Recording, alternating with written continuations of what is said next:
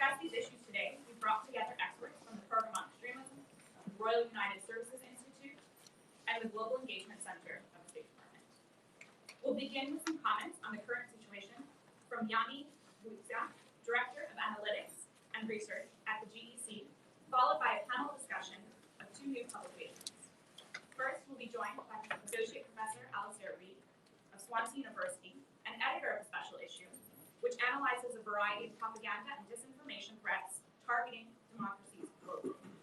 We'll also be joined by our own Dr. Perot Ingram, who's done a year-long research project for the Cscc titled Persuade or Perish, Addressing Gaps in U.S. Posture to Confront Propaganda and Disinformation Threats, which seeks to assess and remedy crucial gaps in the U.S. government posture to confront malicious influence activities. Overall, these two publications offer straightforward strategic frameworks for understanding state and non-state malicious influence activities and strategic policy guidelines for the U.S. and its allies. Please join me in welcoming Yanni Wutsa.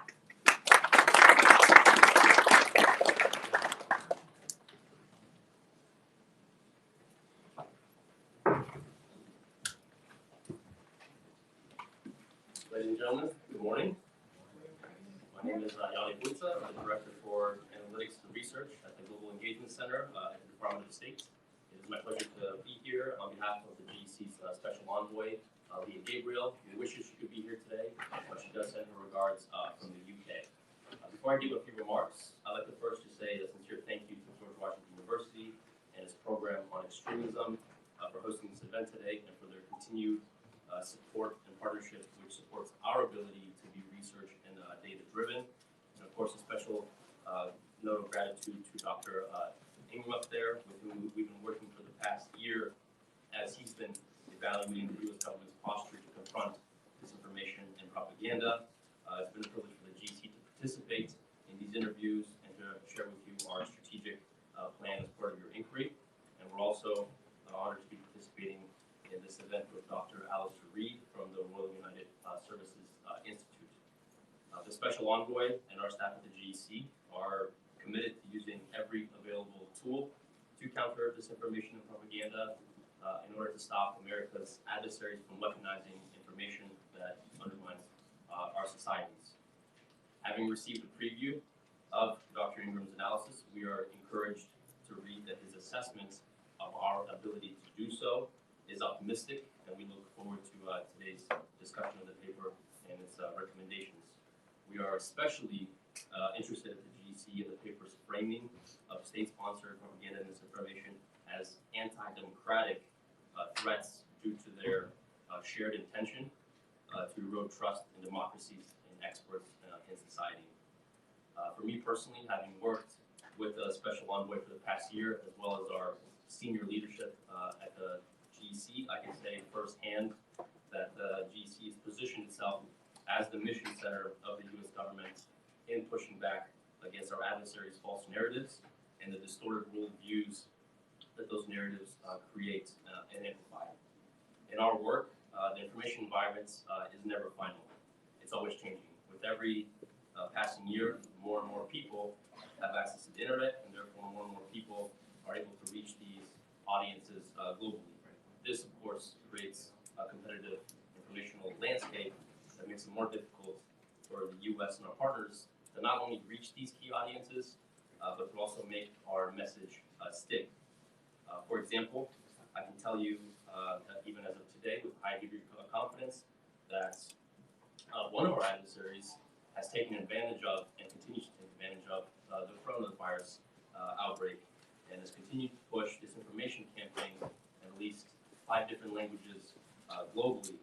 And some of these narratives that they're pushing include: 1, the coronavirus is an engineered bioweapon; 2, that it was the CIA that cooked up this virus because China is now an economic rival to the United States; and 3, blaming Bill Gates as the mastermind behind this. And I'm pretty sure that Bill Gates is a bit busy holed up in an island somewhere reading 1,000 books a day, but you get the point.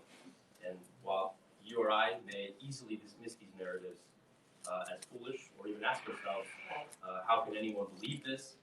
The fact is that many audiences around the world do believe these lies. And for some, it reinforces their views of the West, and for others, it shapes these views. And if these false narratives are unchallenged and repeated over months and years, it may become increasingly difficult, for example, for U.S. public diplomacy efforts to flourish where they're most needed, for U.S. policies to get properly executed, and for U.S. businesses to operate in certain places, and for facts-based narratives and information to be a baseline for decision making. This is our challenge at the Cscc. It's a challenge that we're eager and poised to meet, and most importantly, it's a challenge that we're grateful to have partners from the academic community, from civil society, and from government that are with us in this fight. Today, by far, the Cscc has the strongest mandates, the largest staff, and a larger budget than it ever has before. And in that regard, I'd like to share with you our 5 key lines of efforts. The first is to lead the U.S. interagency in coordinating, integrating, and synchronizing these efforts. The second is to do the same with our international partners. The third is to leverage the private sector, civil society, including academia, through engagements such as these, and then as well as the tech industry and the media as well. The fourth is to assess and adjust. I think to be effective in the information space, we must constantly be asking ourselves what is working, what isn't working, and refine as necessary. And the fifth and last line of effort is to strengthen the Csc's workforce and processes. In all 5 of these efforts, we've made tremendous progress, especially in the last year.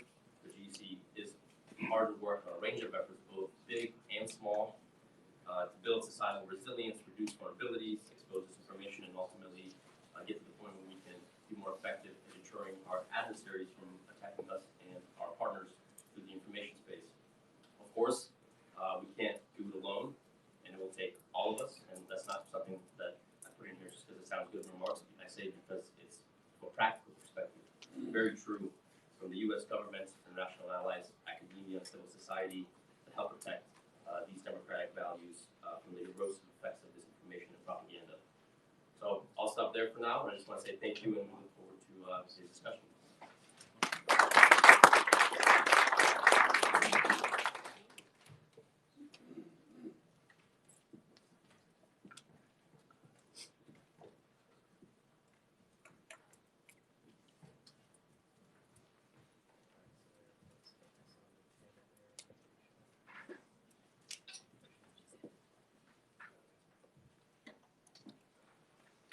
Thank you so much, Yanni. Greatly appreciate you being here and delivering your comments to us. Today I'm joined on stage by Associate Professor Alistair Reid of Swansea University and the editor of the special issue, which is not yet out yet, but I have a pre-copy, and I also have a pre-copy of his paper, Beyond Prevention, and this should be released tomorrow, so we're all very much anticipating its release. And I will hand the floor over to you. Thank you very much. First of all, good morning everyone, and thank you very much for coming along to listen to us talk this morning. I'm just going to say a few words first of all about the special issue which I edited before I go on to talk a little bit more in detail about the article I wrote, Beyond Prevention, about the role of strategic communications within counterterrorism policy. Now in this special issue, we wanted to look at the weaponization of communication by both state and non-state actors, which has emerged in recent years as one of the most pressing security issues. Now, this communication threat has been transformed over the last decade or so by the rise of the Islamic State. It's not that Islamic State's application of propaganda is something new. All extremist groups have done that, except that they have been more successful than previous groups. And this has in part been down to how they've exploited new technologies, in particular social media, to allow them to communicate directly their messages. However, this emerging threat goes far beyond ISIS, and we've seen other extremist movements becoming increasingly challenging online with their communication threat, particularly from far-right and nationalist groups. But this step change goes beyond extremist groups, and we've seen state actors taking advantage of the influencing power of new technologies to be able to launch misinformation and disinformation campaigns. In short, little democracies face multiple threats from modern influencing activities from a spectrum of different actors. And the nature of these threats have been transformed by new technology. However, these diverse threats do not exist in isolation, and our response needs to be strategic and comprehensive. Whilst in the past there's been a tendency to look at all of these threats individually, what we wanted to do in the special issue was to look at them collectively, to be able to identify the full spectrum of communication threats facing modern liberal democracies, and to understand the modern communication theatre in which they're operating in, but also to understand the communication techniques and tools which are exploited for us to be able to better understand how to counter them. The special issue touches across many different aspects, including the strategic logic behind influence campaigns, the role of conspiracy theorists and communications between state and non-state actors, the socio-ecology of communications, and the challenges that we've faced in tackling far-right extremist propaganda online, compared to the relative successes we've had in recent years in tackling Islamic State propaganda online. But it also includes much, much more than that. I just want to move on to talking about an article which I wrote, Beyond Prevention, where we looked at the role that strategic communications plays in counterterrorism policy.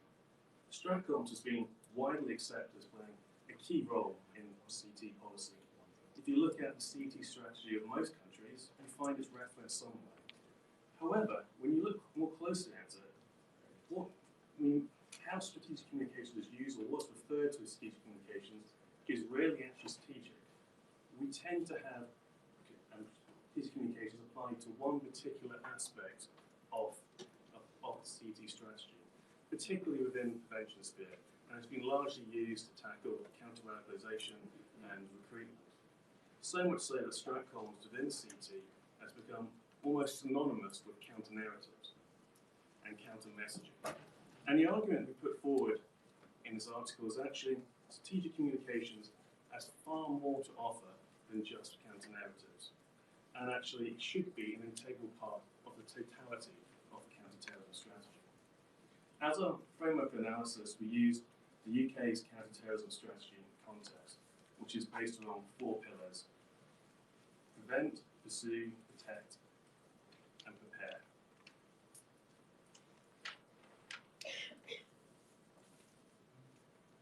If we look first at pursue pillar, pursue is essentially the hard edge of counter-terrorism. This is using the police and military intelligence agencies to identify, go after, arrest, and ultimately prosecute terrorists before they've been able to carry out any attacks.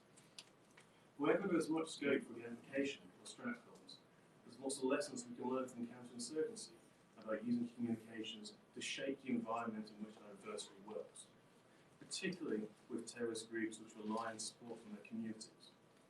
But also as much being gained from public awareness campaigns which encourage members of the public to come forward with their suspicions to be able to provide actionable intelligence to lead operations. Now this is particularly important with the rise of lone actor attacks. With lone actors, it's often little communications to intercept or no organisation to infiltrate. And in the aftermath of an attack, when the investigation happens, almost invariably it turns out somebody saw something, somebody knew something, but they didn't know the importance of what they knew, or they didn't know who to tell.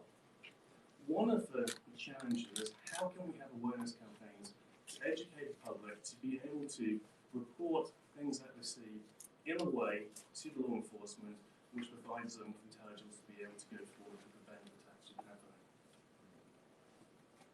And in this way, successful awareness campaigns can help us counteract the so-called bystander effect. If we move on to look at the protect pillar, which provides our border securities and protection of critical infrastructure and public spaces, there's been a long history of vigilance campaigns, particularly on public transport, such as if you see something, say something campaign from the New York Police, if you see it, say it, sort it campaign by the British Transport Police. But these vigilance campaigns have been largely focused on public transport infrastructure, but also focused on preventing imminent attacks. They're focused on trying to get the public to be able to report unattended luggage, which may carry an explosive device, etc. However, there is much scope for vigilance campaigns which go further down the planning cycle, such as precursor materials which are used in running an explosive device. And vigilance campaigns which are targeted at supply chain, so that people who work in the supply chains of precursor materials will be able to spot what is a suspicious transaction, what is a suspicious amount of a particular chemical, what is a suspicious combination of chemicals. Whereas most of the components that are used in explosive devices have got perfectly legitimate uses and are freely bought and available. But how can we educate people who work in the industry to be able to spot things? And there's many other areas where we can work further up the planning cycle and have targeted vigilance campaigns and specific audiences. But also, another aspect in which communication can be applied in tech is in deterrence. It's one thing to be able to protect your critical infrastructure. It's another thing to be able to communicate the protection offered to your adversary in such a way that you shape their behavior, in such a way that they realize that the chance of success of attack is very limited, so they don't go ahead. One of the reasons why there's been a decrease in terrorist hijackings is because of the security infrastructure changes we've had at airports. And it's not just that the infrastructure has been put in to prevent it, it's also terrorists are aware of it, so they even try it because they know that it's much harder to be able to do it. We move on to the repair pillar, which is designed to save lives, reduce harm, and aid recovery quickly in the event of a terrorist attack. Essentially, what can we do in the aftermath to reduce its impact and aid recovery? This is perhaps the most underdeveloped pillar. Sorry about that. The most underdeveloped pillar from a communication perspective. Now, terrorism is not just violence, it is a communication of violence. Terrorists carry out an attack against infrastructure of individuals over here to have a communication effect to other individuals over there, to be able to terrorize them, or to be able to incite another group, or develop support in it. But ultimately, the impact of a terrorist attack depends on how it is communicated. And this produces a window of opportunity to be able to help shape how an attack is understood and perceived. And after an attack, we go through a process of public sense making where we understand and process it. Now, this is why terrorists after an attack normally have a communication campaign to help shape the narrative around it. Now, governments need to be able to be prepared to have a post-incident communication strategy in place so they don't surrender the communication space to terrorists and don't surrender the narrative to it, but can help shape it, shape the interpretation of it, and that way reduce the social impact of it. But it's not just terrorists who carry out the attack, which are operational in this communication space after an attack. We see many other malign actors taking place, such as other extremist groups exploiting the situation. After jihadist attacks, we often see far-right groups piggybacking on the attack and exploiting it for their own agenda, using it to drive polarization, leading to reprisal attacks, leading to a surge in hate crimes. After attacks, there's normally always a surge in hate crimes afterwards. But also, by accident or by design, within minutes or hours after terrorist attacks, we often see conspiracy theories developing or misinformation, which then in turn shape how things are interpreted.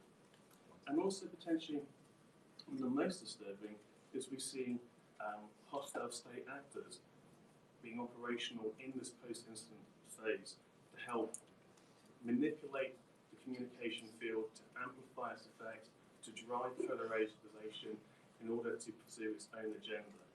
So critically, if states are not prepared to be operational in this post-incident phase, they're surrendering it to other actors. So we need to be able to have a communication strategy in place to be able to help shape the narrative and to reduce the social impact of it. Now, I'll just quickly wrap up. The central point I want to get back to is that strategic communications and counterterrorism is far more than just counter-narratives. And the thing we often forget about strategic communications is it is meant to be strategic and that it has a role to play in the totality of counter-terrorism strategy and not just in individual aspects of it. Thank you so much. It's very forward to this dropping very shortly, and the whole series is such an impressive group of academic writers that are involved in this project. So it's going to be very interesting to read. I'm now going to hand over to Dr. Horror.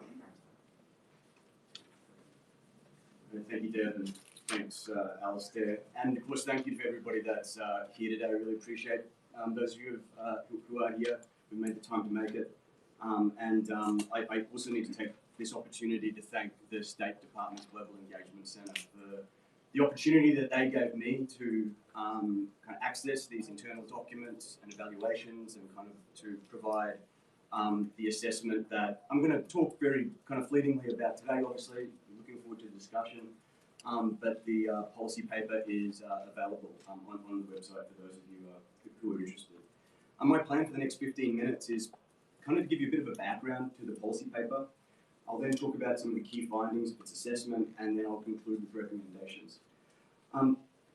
The paper owes much to, obviously, the access that I was fortunate to receive from the State Department, but it also owes a lot to the work of other researchers, those who've devoted their scholarship and their policy recommendations to trying to understand this complex kind of spectrum of threats. Some of whom are sitting at the panel here today, many of whom are in this audience, and there are others, of course, Berger, Watts, Christopher Paul, my colleagues at the Naval Postgraduate School.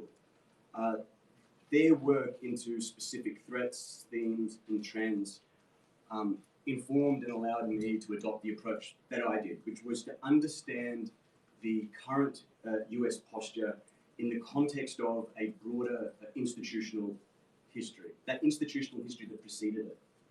So, kind of what is the current state of the US posture in kind of trying to address these propaganda disinformation threats?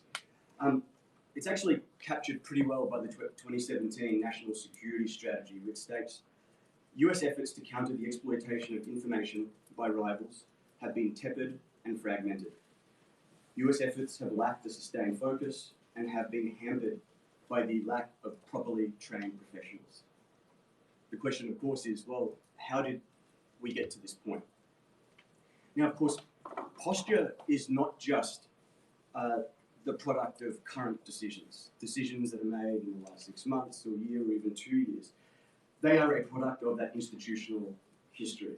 And the impact that that history has on not only policy-making decisions, on precedents, on the legislation that already exists, the strategic policy guidelines that already exist, but also there is some abstract things that are a little harder to kind of understand and a little harder to kind of turn into tangibles, which is the mentality of staff who are working in these areas, and I suppose the kind of the collective of all of this, which is the culture that emerges within these institutions.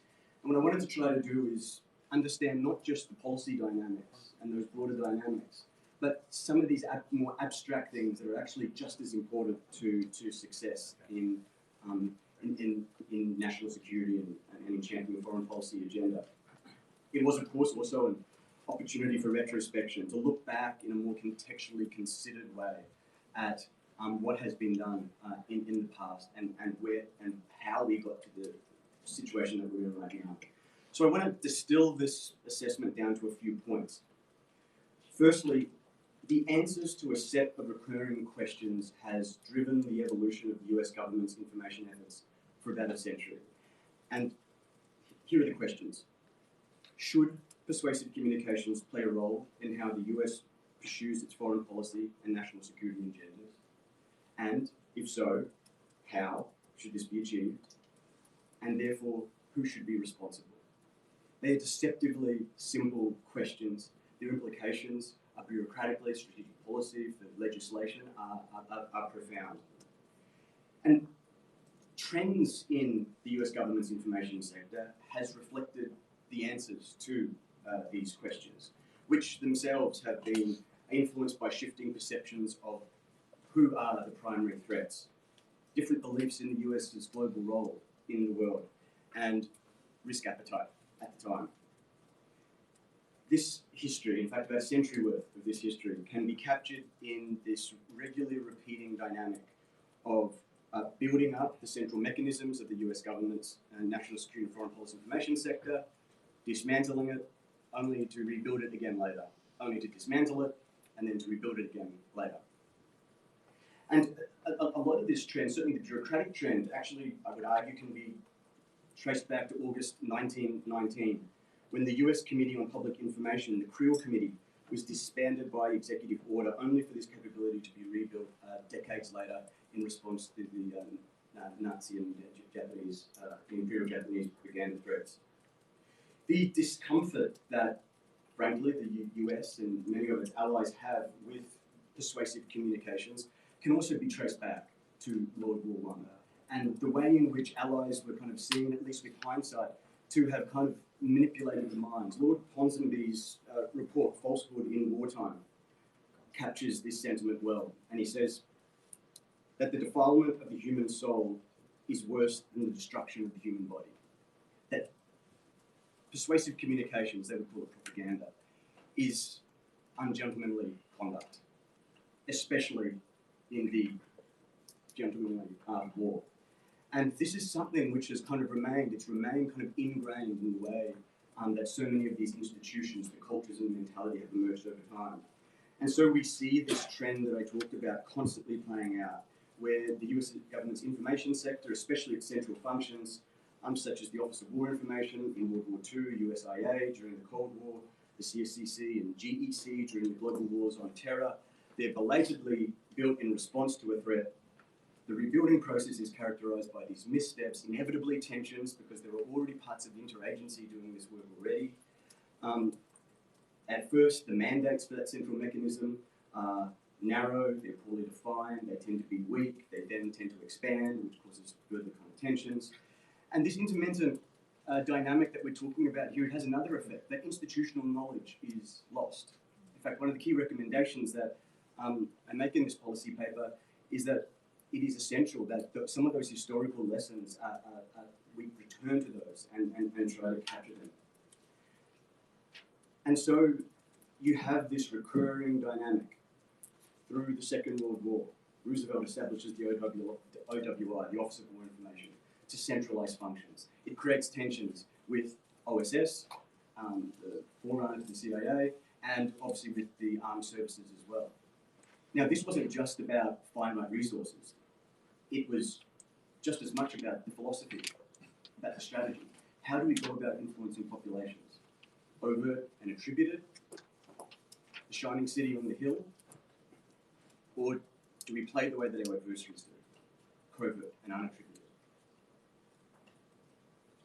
Of course, what happens, the OWI is dismantled only for it to be rebuilt again, and you get into the Cold War period. We have a significant expansion of capabilities. With each decade, you have this growing expansion of strategic communications, public diplomacy, however you want to call it. The full spectrum expansion, from overt and attributed with the Office of War Information on one end, to the kind of covert, intelligence-driven activities on the other end, and essentially everything in between. Shifts in resources and capabilities during this period of time inevitably reflected again answers to that core set of questions. Keep coming back to those core set of questions.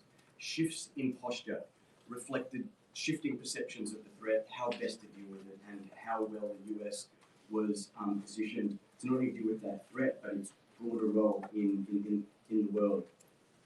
With the end of the Cold War, again, these massive capabilities are dismantled. And what's important is that those decisions again reflected how the zeitgeist answered that set of questions that I talked about before.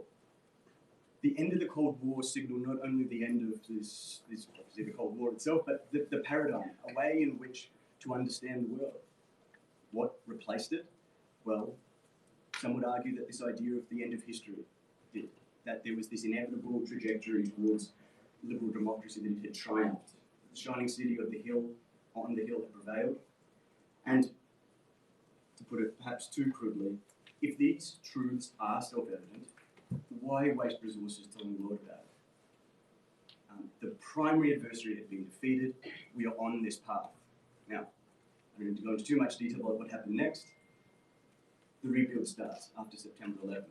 And after about a decade worth of stumbling and stuttering around,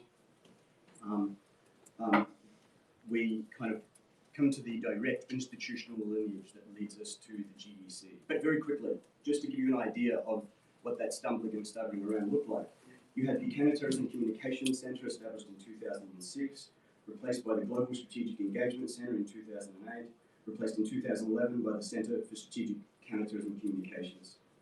As Cscc's Special Envoy and Coordinator, Dr. Alberto Fernandez, described it at the time. So, about a dozen years after Al-Qaeda began to tell its story, to present its narrative to the world, Cscc was born. And those core dynamics that I talked about at the very start, you see them constantly being replicated throughout this history.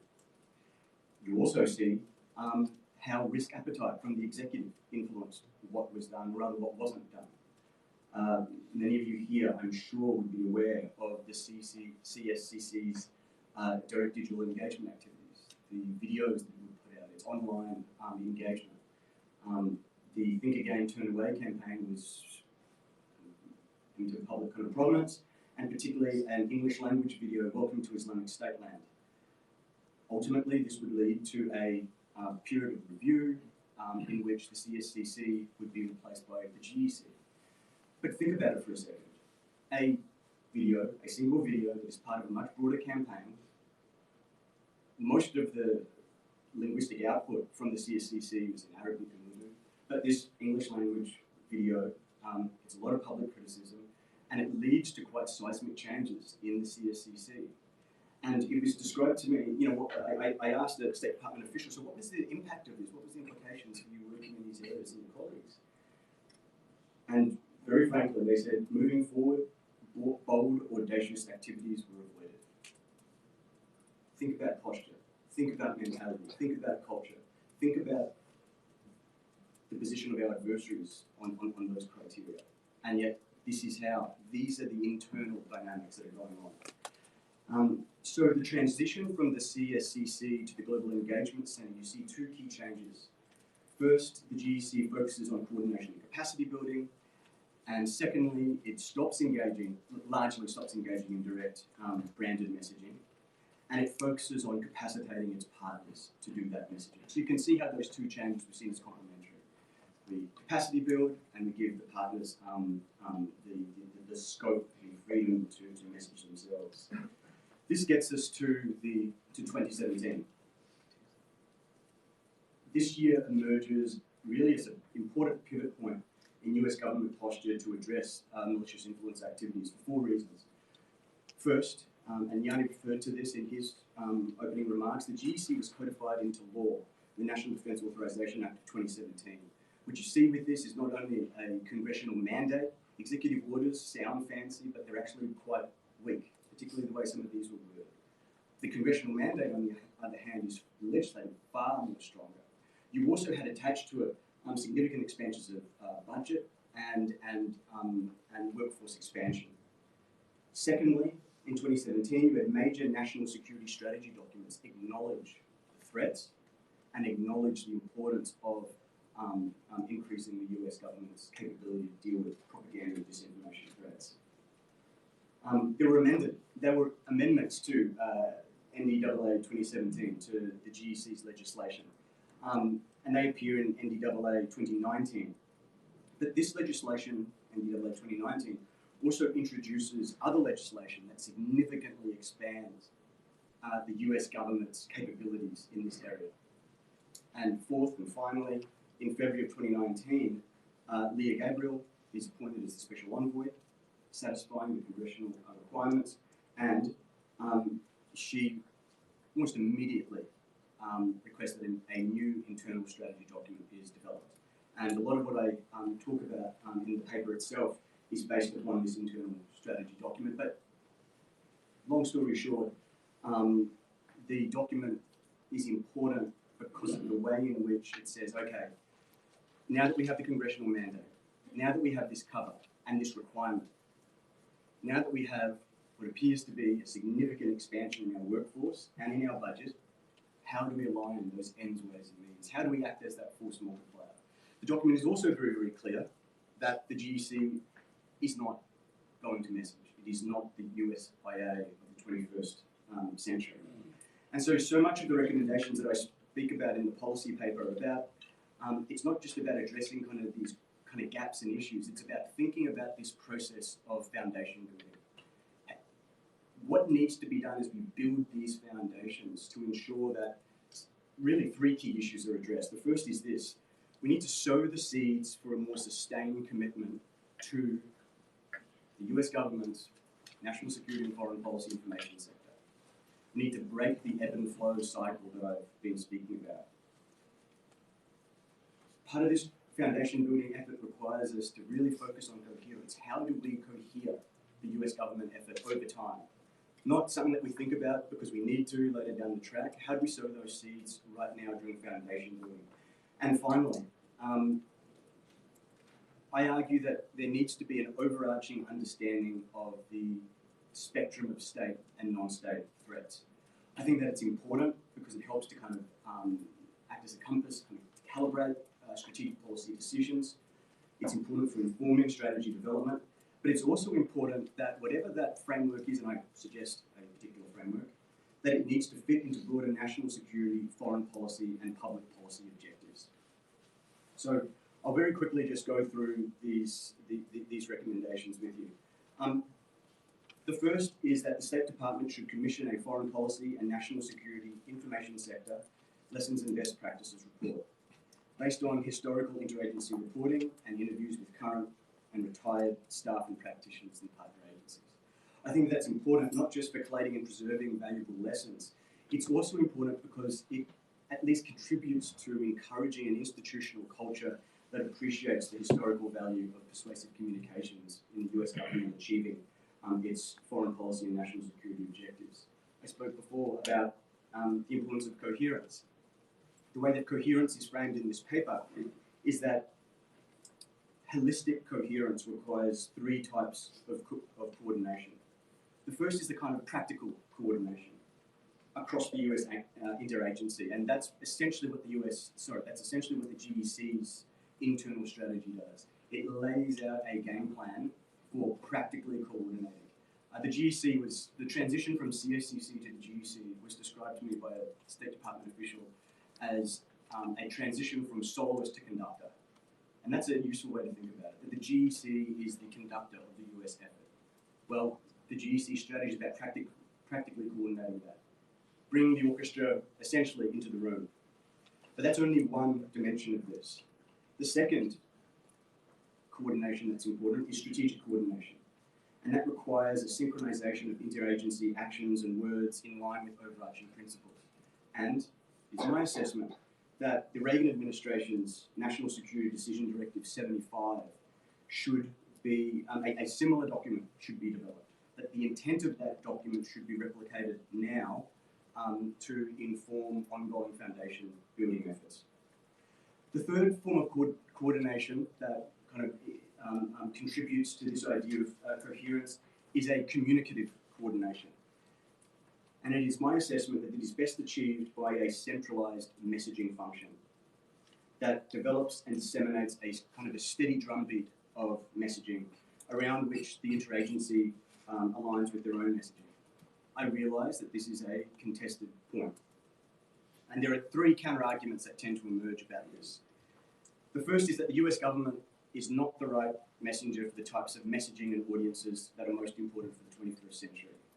The second is that the interagency is sufficient, that there are enough layers of bureaucracy already and a centralised function would just add another complicated layer. And thirdly, that ultimately it is non-government actors who should be doing most of this messaging. And I, in fact, agree with all three of those points. But I don't think that it negates the need for a centralised function. In fact, I think that those three counter-arguments can contribute to a very strong argument for a centralised function. Yes, the interagency is significant. It is huge. Even at the lowest ebbs of support for central mechanisms, hundreds of millions of dollars are put into the interagency. But we need to ensure coherence, particularly now in a fast-paced information environment, that the time that it takes, for example, for embassies to clear a particular message and for various different parts of that interagency, the idea would be that the kind of like the meta-narratives, the case of the United States is put out by this centralized function, and the interagency largely align with that core message that is being put out. Finally, And I'm happy to speak, of course, about any of these recommendations during the Q&A discussion, but I do want to end with the framework that I think is important, that we need to understand the spectrum of state and non-state propaganda and disinformation threats targeting the US and its allies as anti-democratic influence activities. I argue this because I think that that spectrum of threats have a shared logic of intents and effects. What an overarching understanding does is that it helps to prevent the kind of siloing that results in lessons from particular threats not being transferred over. It means that where there is crossover, there can be better efficiency in the application of resources, personnel, budget, and time. It also, I think, having an overarching framework means that strategic policy attention doesn't shift with kind of the whims of the zeitgeist, doesn't shift with what the executive happens to be focused on because of media reporting. Now, I argue that anti-democratic influence activities, I actually define it very simply as just propaganda and disinformation of state and non-state actors that target democracies. Now, I'm not in any way diluting, pushing aside the importance of understanding the unique nuances of different state and non-state threats. It's essential. Those short to medium term behavioural and attitudinal aims, propaganda, for example, to recruit, to incite violence, from disinformation to divert attention, it is essential to understand. But what this model attempts to do is focus our understanding on that overarching strategic logic. To help us understand the typically catalytic or medium to long-term impacts of anti-democratic influence activities on the attitudes and perceived norms in a target population. And I argue that this occurs due to malign influence activities eroding a trinity of trusts in democratic populations. Social trust, trust in authorities and expertise, and trust in democracy. And this contributes to two sets of effects. The first are psychosocial effects, where target populations become more susceptible to polarizing narratives that blame perceived crises on broadly defined out-group identities, others, and they tie this with urgent solutions that are tied to a pure kind of in-group identity. And you see this being expressed by non-state actors. You just happen to see it being expressed by populist politicians as well. These psychosocial effects are important. There are also these strategic effects that you may start to see, whereby target populations demonstrate an increased engagement in anti-democratic activities, ranging from, at one end, attitudinal support for undemocratic forms of government or even foreign anti-democratic governments, to, at the other end, engagement in politically motivated violence. Now, these effects may further exacerbate the population's vulnerabilities to propaganda and disinformation activities in a potentially compounding cycle. Now, research has demonstrated that propaganda and disinformation efforts, they tend to resonate with individuals and groups that are already predisposed to the messaging, already predisposed to those themes. And what I would suggest is that anti-democratic influence activities, if unchallenged, may increase the vulnerabilities in the target population, and by increasing those vulnerabilities, increase the pool for whom such messaging, such activities may actually resonate. Now, you would appreciate then that broader contextual kind of conditions are really important for whether or not those dynamics are able to be fueled. And I want to wrap up by saying that we're in the midst of a democratic recession that has been clearly and unequivocally, empirically supported.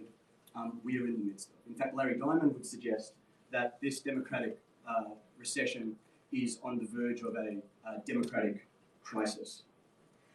This graphic is taken from Diamond's 2015 work that suggests that 3 decades of increases in the number of democracies and freedoms around the world from about 1975 to 2006. And this is largely due to second and third wave democracies emerging, that there is a transition in 2006. And what you see after 2006 is a plateauing out that then turns into a decline. And while Diamond's work only goes to 2015, those who have continued to trace this, it has not shut it out, it has continued. The democratic recession is not only broadening, that there are more democracies that are failing, but it is deepening, that freedoms within democracies are in decline. The kind of Pew Research polling about within democracies, trust in democracy, trust in those governments. Freedom House, for the 13th consecutive year, there has been a global decline in political rights and civil liberties. The Economist, similarly, has seen a continuation of this trend, this global democratic recession. I am not for a second saying that all of a sudden our state and non-state adversaries have become really, really good at these activities, these influence activities, but rather that it is a combination of factors, this confluence of factors that have meant that there are greater susceptibilities in populations around the world. And at that, I will... Wow, well, there's a lot to kind of think about here. So thank you so much to Dr. Ingram and Professor Alistair Reid. I think it's very fascinating to kind of look at this panel. We have 3 out of the 5 eyes represented, very different perspectives, mostly US focused coming from Professor Ingram, but I know that your work, Alistair, is really kind of focused on a wide, diverse group of researchers. And so I guess my question I would like to begin with for both of you is, Rory, you mentioned 2006. What happened in 2006? Why was 2006 the shifting point for the recession of global democracy? And also I wanted your opinion on this as well. That's a very difficult question. Many scholars far more intelligent than me have been grappling with this. What is it about? This kind of pivot point around that time. And I think that 2006 is significant for a number of reasons. I think that there are those second and third wave democracies, that they were going through, they're kind of going through these latter stages of the election cycles, and so democracy itself is being tested and increasingly tested just through elections. But I guess it's hard for me, as someone who worked in counterterrorism operations for a long time, through most of that period actually on Diamond's graphic, not to assess that that the way that democracies address the counterterrorism, the terrorism threat, was a significant contributor to this. When you look at faith in democracy, in first world democracies, that's perhaps the most disturbing trend. That second and third wave democracies on the decline, that happens, and that could be explained by a plateau. But the fact that freedoms have and that sense of trust and satisfaction in democracy decline, little wonder that it has. Little wonder that when you tell the population that we've got to pull back on some of these freedoms for the sake of security. Little wonder that when you tell them that it's probably not quite up to it. And I want to emphasize, I don't say this as a hippie who was sitting on the sidelines watching this play out. I was at the pointy end of this within the national security apparatus, and again, it should not surprise us that in other countries around the world they saw the example that was set, and it was followed. Now, people, countries need to take responsibility for what happened in their own nations, but I think that there was this confluence of factors at the time that contributed to that dynamic, and it has continued. Yep. Thanks. I don't think year 2006 in itself was important that something particular happened. I think it was going to inevitably happen. If we reflect back on the 90s, there was always the sense that democracy had won, and that it was inevitable that the world was changing towards democracy. And when you get to that place, you become complacent about the arguments about it.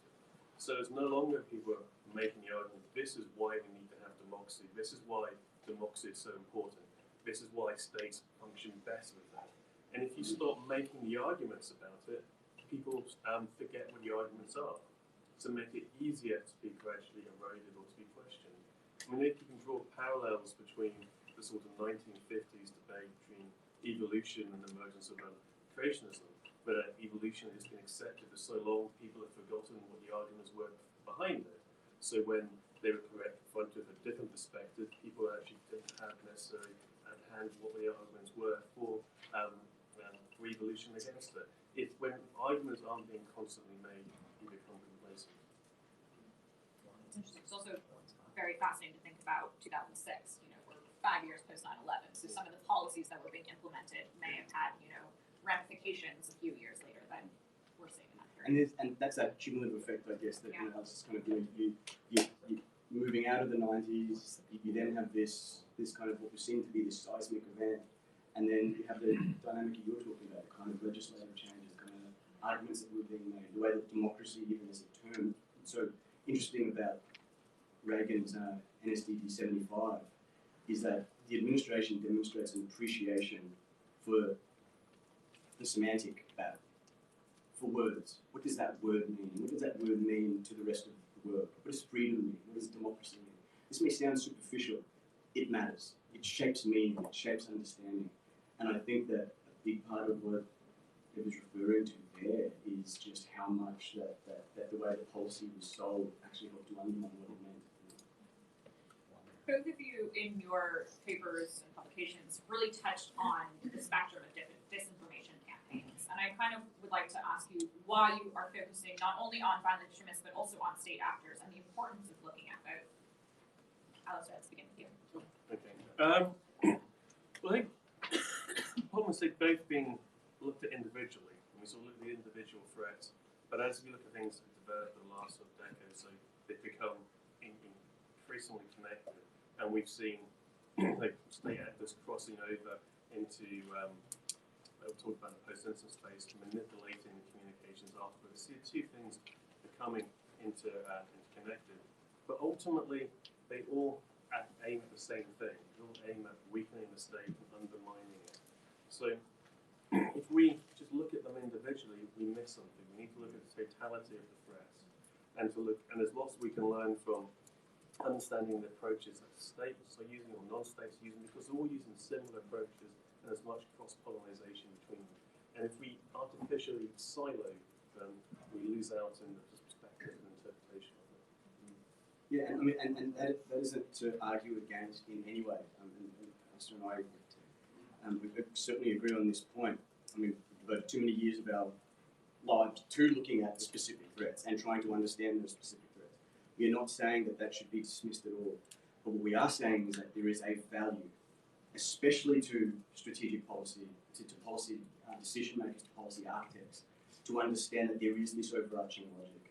And that a particular overarching logic can then, if it is framed in such a way, can then fit into larger public policy, national security and foreign policy dynamics. I think that's a really important lesson out of the so-called wars on terror, is the way in which counterterrorism and then CVE policy was kind of something that needed to be addressed because it was urgent, but it was always over here. And once we deal with this counterterrorism thing, we'll get back to what we usually do. This is a perpetual threat. This is an ongoing threat. We need to settle into an appropriate rhythm, and that means building those foundations, and I think it means avoiding the kind of soloing that Alistair is talking about. Yes, encouraging specialization because it's absolutely vital, but having that larger framework. We saw in the early days of counter-analysis and first applications of stratcoms within CT, there was a lot of reinventing the wheel. People within the CT community realised that there was a role for communications, but started developing things from first principles rather than what could they learn from political communication, what could they learn from how AA should use communication and so on. And there was a lot that could have been learned and brought in. So what we're trying to do is actually take a step back and look at this whole cross-fertilization. And you really touch on that in your paper, with going beyond the counter-messaging and counter-narratives and saying that strategic communications is much bigger than this. Exactly. So thank you. Laura, if we could jump to your slide, I'd like to go to slide 2, your big model. This is fascinating, and I know that the audience hasn't had a chance to look at this, but this is a very new idea for how to look at the threat and how to counter it. Could you briefly discuss kind of what are the main challenges to implementing such a model? Yeah, well, it's very nice of you, Deb. Pleasure. Tell me why this thing doesn't work. Yeah. Well, I think that there is I think that conceptually there is an obvious point to be made here, and it comes back to what we've actually spent a lot of this conversation talking about, which is we cannot dismiss the nuance. We cannot dismiss the nuances of these threats. We need to appreciate that there are short to medium term objectives that this unique that this spectrum of threats individually have. We have to understand that. But from a larger policy perspective, to understand that the potential impact of sustained exposure to this, particularly within the midst of a democratic recession on the verge of a democratic crisis, and denying this, by the way, is, for me anyway, the political and moral equivalent of denying climate change, you put yourself in a position where you actually, without addressing this issue, you are contributing to a broadening and deepening of the pool for whom this type of influence activities will resonate. Now, so one of the challenges without question is the specificity of is making sure that we don't just gloss over the specifics. That's one. Secondly, I'm sure all of you who work in government have heard it and seen it. People are kind of tired, and when you bring this up, I may have noticed it once or twice, that there will be this, and people will point to the past and say, well, look at history, how can we do it given our history, given what's happened in the past? And they'll look at the present and say, well, how can we do it now? Look at the administration. And they'll look at the future and say, but look, things will probably work themselves out anyway. And there's a passiveness and a defensiveness to that, which is sad, but which is not a good way to posture. It is not a good way to posture against a threat that takes this very, very seriously, that devotes a lot more attention to this issue. And so I think that's an important part of this, is that there is going to be a cynicism about, well, democracy, this democracy thing again, are we talking about that? Yeah, we're talking about it. Yeah, we're talking about it. And it's a problem. And we need to take the problem seriously. And thirdly, a manifestation of that is this idea that somehow the religious fundamentalists and the populists and the nationalists, the authoritarian regimes of the world, that they have a far more passionate argument to make for their cause. Fukuyama talks about kind of like the spiritual emptiness of liberalism, liberal democracy, and that might be a weakness. He talks about that in his article, End of History, question mark. I disagree with that. And I think that there are just as much kind of passions and emotions and rational choice arguments that can be made for democracy. One thing that is very, very clear from this history, from this historical analysis, is that when the US government leads, and when it leads and it synchronizes with its partners and its allies, multi-sector partners, international allies, more often than not, it starts to get things right really quickly. But it inevitably takes times of stumbling, and it takes times of hard reflection. We're going through that at the moment, and I think part of this foundation building is to do it seriously and honestly, and start to take this seriously. Just two things, but a ray of hope. If we look back here historically, World War I, World War II, and the Cold War, at the start of all three of them, the Allies had no strategic communication capabilities, and then the first few years learned and developed it, and then in the end of World War I, end of World War II, and end of the Cold War, were successfully doing it and out-communicating the other side, but then just dismantled everything and started to scratch the next time. So I think we have got the capability and the past experience to be able to develop the communications that we need. But also just to reflect on Rara's framework, for me what's really important about it is that it helps to create a lens to understand the disparate types of communications threats we face, from misinformation to extremist threats. When you look at extremist groups, they've got multiple different types of messaging, and often they don't make sense looking at them collectively. They often they touch on different topics, and then how do we understand misinformation campaign was talking about coronavirus, or misinformation campaign or something else. What this does is it brings it all together. All these different and disparate messages are all actually there collectively to do one thing, to undermine trust, which is at the foundation on which democracy in the state is built upon. And it allows us to understand this what are seemingly unconnected messages, but how they all actually come together in one narrative. I'm going to now open the floor to questions. We have two individuals with microphones. Please wait until a microphone gets to you. And we will begin in this corner of the room. Thank you. Hi, thank you.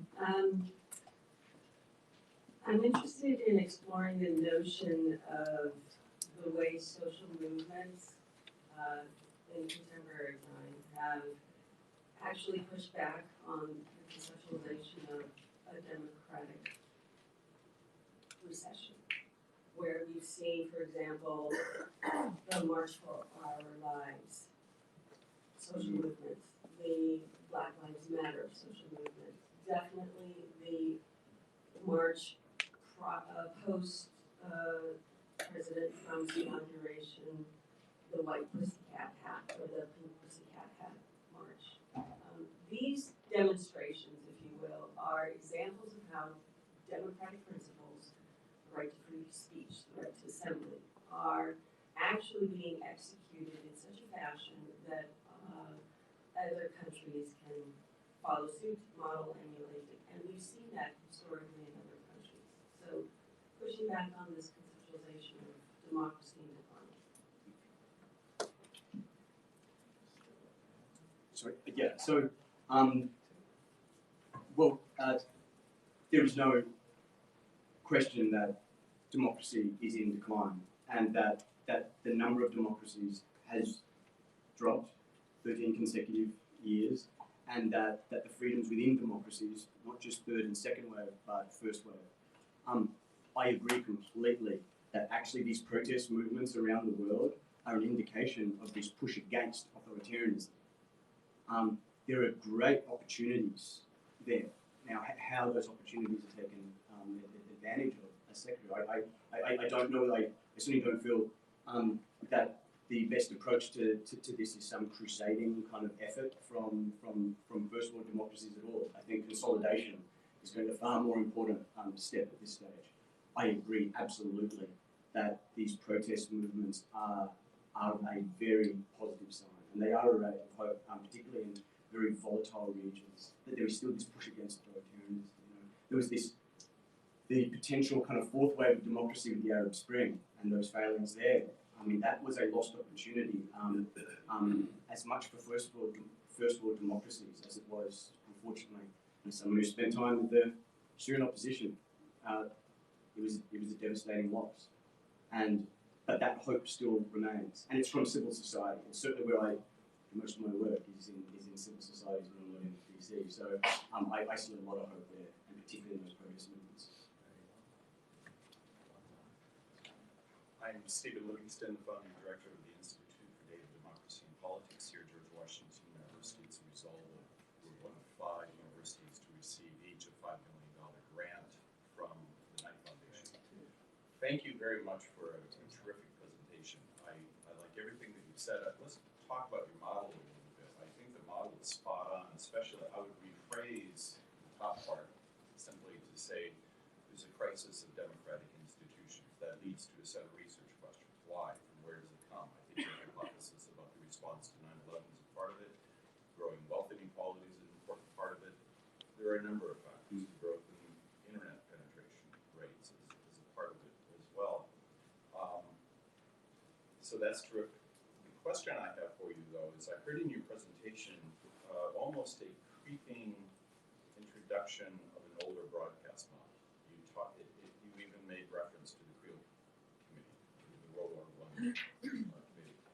Is that effective to today's problems? If you focus on Al Qaeda and that's offering messaging to the Americans or to the Europeans, and you have to counter message, that's fine. But what if the nature of the problem is you have this crisis of democratic institutions, but you have domestic supporters of the white nationalist Christian identity movement that is in part led by Putin and Russia, but it also has adherents elsewhere in Europe. You have a very difficult situation because you have white sources of disinformation application that is difficult for people like the State Department to address by law. So how do you address something where it's a network of like-minded individuals that are distributed around the globe around common themes? That seems to me to be a much more challenging undertaking. I wonder if you have thoughts on that. Thank you. I mean, it's an excellent question. I certainly, I'm not calling for kind of that older broadcasting kind of model approach, but certainly I think that that there is something to be said for the intent behind that. If we're talking about that centralized mechanism, that there is this steady drumbeat of kind of messaging that is coming out, within which the far more dynamic and network-focused kind of approaches that are required not just from the interagency, but from those partners on the ground, the civil society, the private sector, and then can not only should they putting out messaging, but it should be independent. That certainly with civil society and with those private sector partners, I am not talking about some overarching kind of monolith that just tells the entire network what to do. Not at all. But I think that mechanisms need to be put in place to avoid the kind of messaging, communication schizophrenia that can emerge when you're dealing with such an enormous interagency. And so that was, I guess, the principle behind it. I think that what you've addressed, what you've highlighted in the second part of your question is one of the greatest challenges, I think, facing a lot of the democracies around the world, including this one here, is that intersection of foreign influence with domestic actors. And particularly given the legal constraints within the United States, there are great kind of challenges there. My colleague at the program, John Lewis, is doing a lot of research into this, and I will defer to him on these points, but I think that the communications aspect of this is only one aspect of what needs to be a very significant kind of a full spectrum kind of approach beyond just persuasive communications. The legislation has to get in line with this. And part of what is being discussed at the program, part of what we've been talking about through the caucus that we worked on the Hill, has been this idea of just with reference to the far right, would be to not only bring in kind of criminal statutes, the domestic terrorism laws within the United States, but prescribing far-right foreign terrorist organizations. And what this does is, when Russia supports far-right entities, it goes from just some flippant kind of support that they might get their proxies to do, to essentially they're supporting prescribed terrorist organizations. Now, you cannot, constitutionally, you can't prescribe domestic groups, and you never kind of call for that. But when you have criminal statutes attached to those far-right, when you have criminal statutes attached to domestic terrorism laws, whether it's far-right, far-left, any other motivation, you are empowering operators to act. And then you start to see the way that the legislation comes in with the law enforcement, Treasury, the economist, and then you have the messaging that comes in over the top of that. So that's the way that we're kind of thinking about not just communication, but how does communications fit into the broader apparatus. And just to build on that, we talked a lot about the issues we face here in the US, but I think the UK has some really interesting examples. And like Canada, the UK is really taking the lead on the domestic terrorism. So if you could touch on that a bit, I'd really appreciate it. Yeah. I mean, one of the big sort of problems we've had in the sort of CT space is that in some ways we were lucky with Islamic State, in that everybody agreed they were a bad thing. Everybody agreed that something needs to be done with them. But as soon as you move away from Islamic State, that consensus gradually breaks down. Even when you move across to different Islamist groups, you move into the far right spectrum, and then it becomes far more complicated. And we saw these challenges, particularly in dealing with social media, extremist content online. And you have social media companies taking different approaches to it. Some of them taking approaches of banning content by far-right parties, which are actually legitimate political parties in the sense that they run in elections and they win seats and they get voted in. People like Golden Dawn in Greece and so on. Facebook took a decision to ban them from their platform. But it raises the question, actually, who should be making these decisions about, who has the right to speak in the political space? And it's ultimately been something which governments have been tended to push off towards social media to deal with themselves, because it is the kind of third rail in terms of making those decisions are very, very difficult. But ultimately, we need to be able to address this issue and think about actually where do we draw the line? Where is the communication that's acceptable and what isn't acceptable? And there's all ethics behind this we need to address.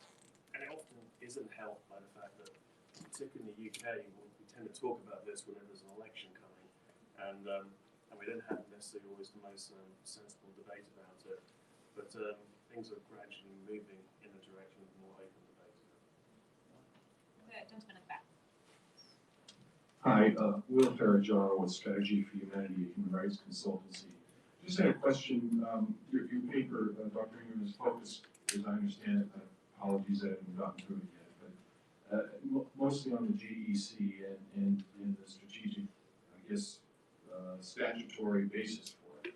But it seems to me, and to kind of alluding to an earlier point by Dr. Reed about thinking about strategic communications beyond just countering, that there's all manner of apparatus within the United States government, even within state. You have public diplomacy arms within each regional bureau, for example. You have the bureau, it used to be called IIP, I don't know what the current name is, focused on promoting issues, topics, policies in the United States. So I'm wondering if you could situate, I know your focus was on GEC, and maybe that's you're thinking more strategically for the United States government, but expand a little bit about that, situate it a little bit vis-a-vis the other state entities as well as the bureaucratic competitors. And those may be overt, they may be covert as well. Thank you. Just one more thing. There's a few more hands. We have about 3 minutes. I'm going to try to grab a couple of questions. There was another gentleman in the back, and then we'll grab one up front, and then hopefully our panelists can answer those and we can wrap up. There. Emerson Brooking, Digital Forensic Research Lab of the Atlantic Council. Following up on that question, also wondering about institutional equities. If you look at the testimony of Mike Lumpkin, who was the first director of GEC, he talks often that even though he had these connections to the Defense Department, he was uniquely qualified for his role. The fact that he was an interagency coordinator meant he kind of came last in line for having a seat at the table for a lot of these discussions. Is it appropriate that something as important as the GEC, that it is situated primarily under the Undersecretary for Public Diplomacy and State Department, or should there be some cabinet-level equivalent for this sort of posting? Thank you.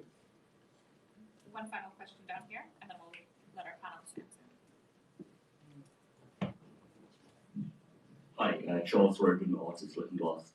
I was curious about Dr. Ingram's comments about rational behaviours and patterns in the West, at least, which can be used as a counterweight to other ideologies and the values which they hold as paramount. Considering a lot of the research indicates that sort of irrational or sacred value bound or identity fusion bound values hold more weight for individuals. And what are those particular rational values that you were talking about?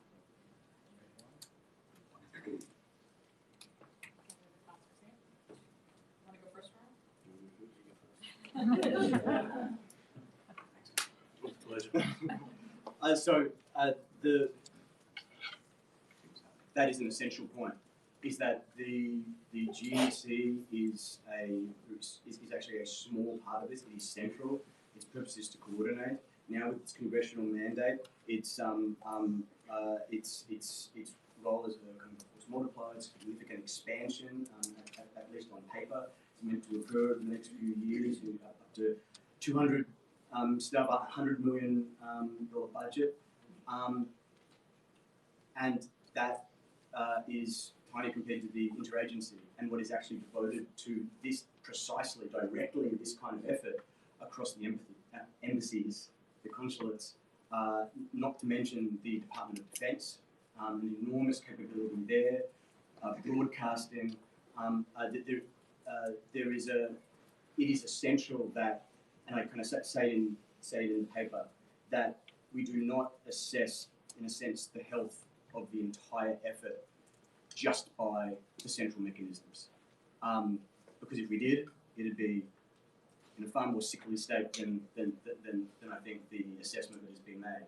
In fact, it's the interagency and the continuation of the efforts of the interagency which have been really important to kind of continuing that outreach, but that doesn't diminish in any way, doesn't dilute in any way the importance of those central mechanisms. In fact, I think it highlights how important they are to have those mechanisms in place, and they need to be continually supported. And during this foundation building effort that is going on right now, it is vital that mechanisms are put in place to ensure that that you have those central functions to coordinate across the interagency, because it is actually very, very powerful. But if it's not synchronized efficiently, it can actually be a hindrance to the effort.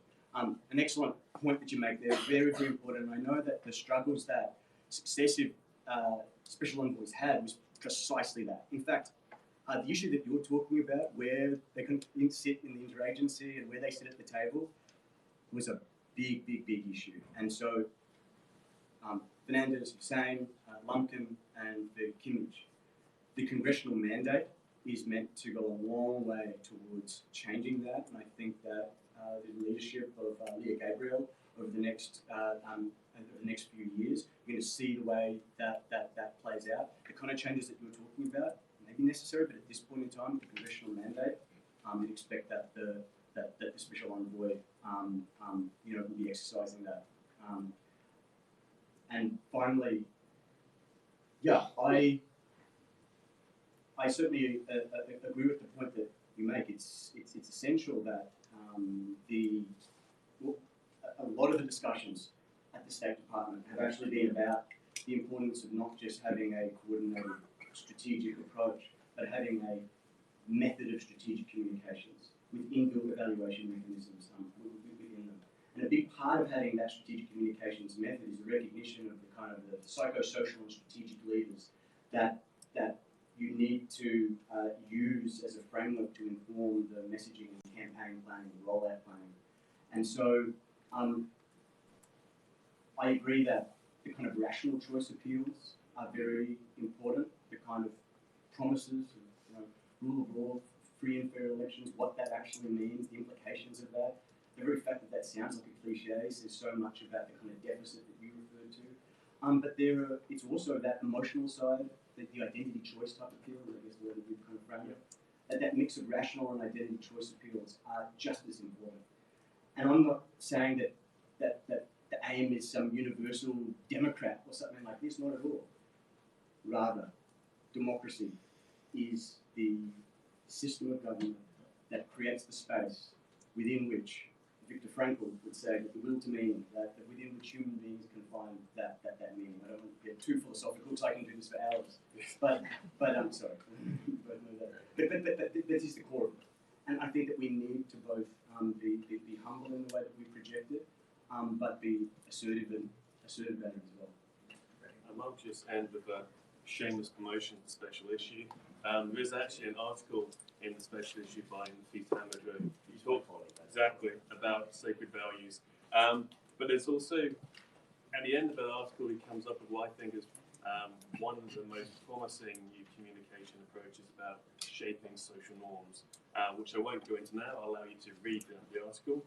And just a final comment about the last few questions. I always bring it back to strategy. We can always think about how things organize, who does what where, but often we get in a rabbit hole and we go where from what strategy. We always got to go back to what is the threat, what do we want to do to counter it, what is our objective, and always keep coming back to that. Underlying everything needs to be a coherent strategy. Thank you, and thank you all for being here today. Please join me in thanking Yanni Vutsia, Alistair Reed, and Aurora Ingram. And please do check out all of the publications, which should be launching very shortly. Thank you.